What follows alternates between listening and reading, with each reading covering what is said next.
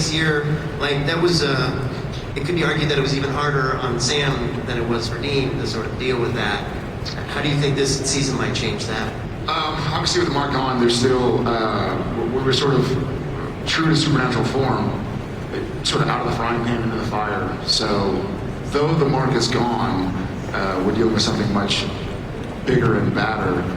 But maybe I haven't said it yet, we're not the Lose Chesters.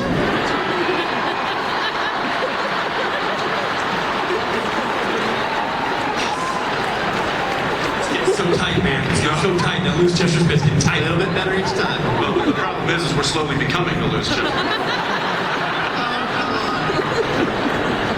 There's always one guy, one sour apple, one Loose Chester's guy. No, the Castiel, may I call you Castiel? Misha. This whole season, season 10 was like conflict, battling at, constantly at odds with each other. Are you part of this new alliance that's going to be battling this new big bad? Where do you see yourself slotting into the equation? So far, from what I have seen of the season,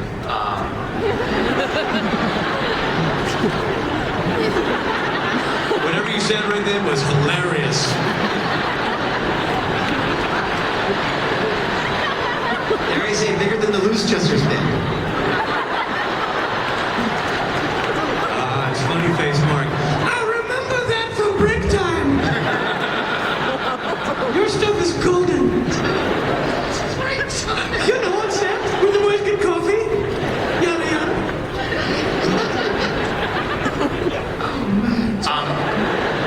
Andrew, correct me if I'm wrong. 11 parlor tricks. But my impression so far is that we are united against a common enemy.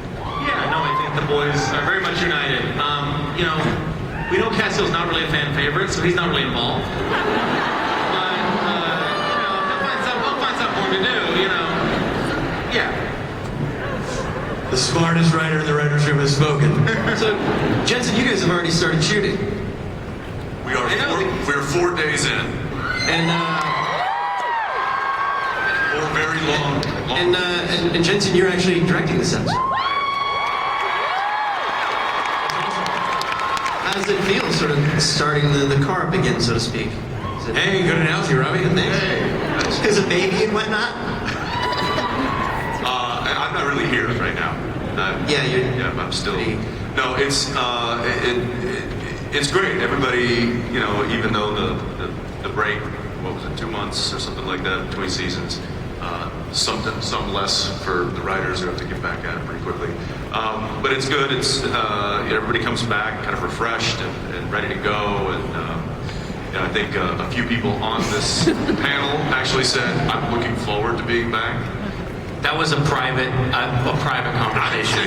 Yes, that was a private moment. Unbelievable. It's nothing sacred. Can I interject for just a second on the whole directing thing? So, we're shooting a scene, and Jensen came out of the tent after we did a take, and he gave me a little direction. He asked me to do it a little bit differently. And then he came out of the tent after we did another take, and he looked a little unsatisfied, and he gave me another little note, tweak it a little bit. And then he came out of the tent after the third take, and he said, "I think I'm making it worse." So not everybody came back fresh and ready to go, evidently. Somebody had sort of dropped the ball over hiatus and forgotten how to act. But thanks, that was some of the best direction I've ever gotten. Then it worked. I think I'm making it worse. That's just knowing what to say to certain people to really get the performance out of them. There's some people that you don't have to talk to at all. Nobody on this stage.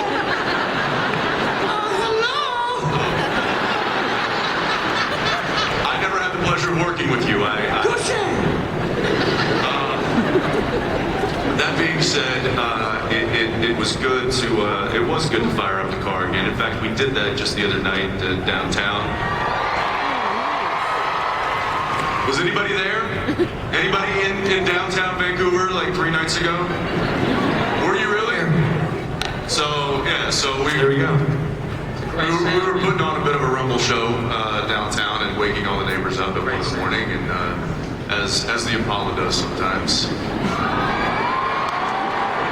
But it is good. It's good to get back at it. What's it like directing like Jared? Is that weird? What do you give? You say, how do you? I mean, he is taller than you. He's a big guy. Oddly tall. Yeah. I think is. Well, Yeah, how is it? look, it's after 10 seasons, 10 years of playing these characters and knowing the story, there's an ease to being able, or to having to direct the main cast, which you really don't have to. Unless it's Misha, then you have to really kind of rein him in a bit. But you know, Jared knows his character so well. Mark knows the character so well. Misha is still working on it. You know, Ruth especially. Ruth. I think Ruth.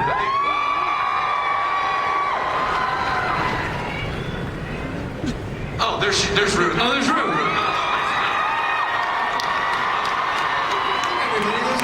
No wonder you were on set with There's. We started. We didn't know that was you. No, that was you. And it's just a sea of dark faces out there, and one red face. She's the one who stood up and said, and red hair. she's the one who stood up and said she was there in Vancouver. And we were like, oh, another disappointment.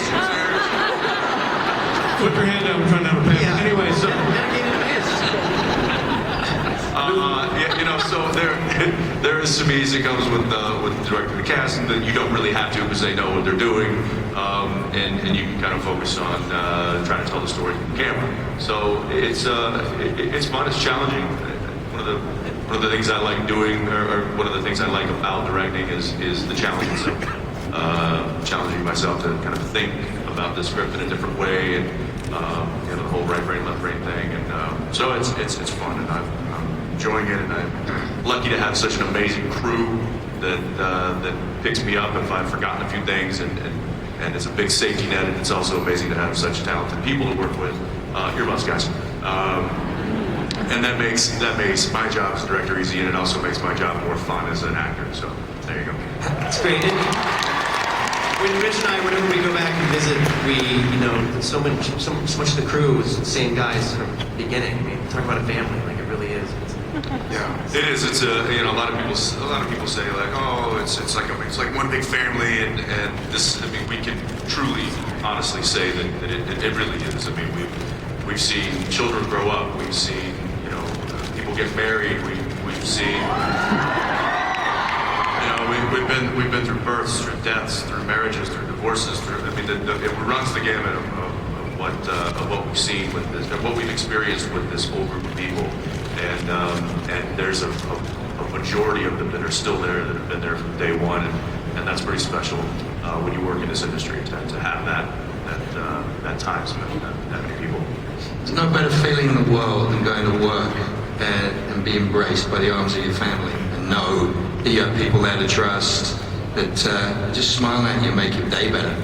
We're all in the same boat together, and we all go down. And then to come to places like this and be embraced by such loving.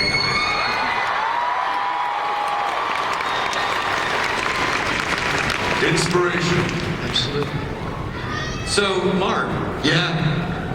Crowley had a lot of things going on for him in season 2. A lot of the introduction of Ruth's character, all Crowley sort of finding his way within that world with the relationship with the boys. How do you see that playing out as you go forward into season 11? I really preferred the questions coming from the hamster, personally. Finally, somebody gets my mojo. What he said? I think...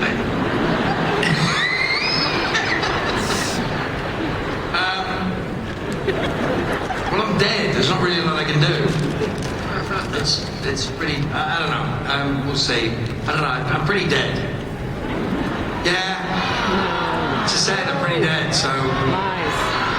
It's kind of what happens. Did you hear what she said? She's like, that never means anything here.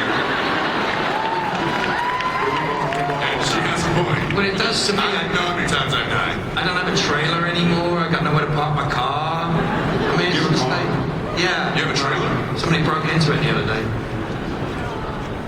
No, I don't. Yeah, but these dolls are obsolete now, so. Yeah. Usually just. There goes $5. This one got destroyed.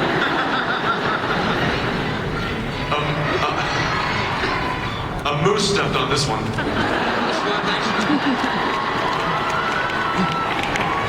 You know, quite honestly though, I'd say it's been an amazing journey. I showed up as a guest star, kissing a very tall man under a bridge. And suddenly it's like 7 seasons later and it's been the most fun journey I've ever had. And to be quite honest, even if I knew what was going to happen, I wouldn't damn well tell you because it's so much fun. There you go. So listen,